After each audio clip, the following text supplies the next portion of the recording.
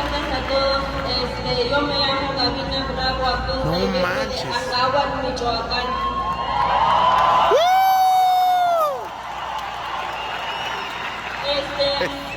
Pues yo también, igual como casi todos, llegué muy enferma en esta bonita empresa. Y pues bendito sea Dios, a estos productos ya mejoré todo porque pues cambié primero mis malos hábitos alimenticios. Subió de nivel, Ya 2500 ya chicos. he mejorado en cuestión de salud. Antes de esta maravillosa empresa, lo que yo hacía Vea.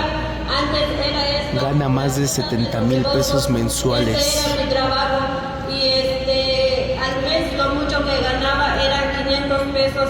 Ahora en esta maravillosa empresa ya mi primer cheque me llegó de 10,000.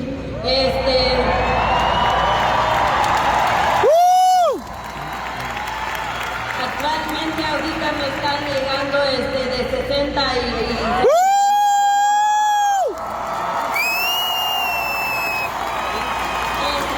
pues es lo que estoy haciendo y pues primero que nada gracias a la organización de Acahuac y su alrededor. Este pin no es nomás mío, es de ellas, de cada una de ellas, porque el trabajo no lo hice nomás yo, sin el equipo pues no se iba a poder.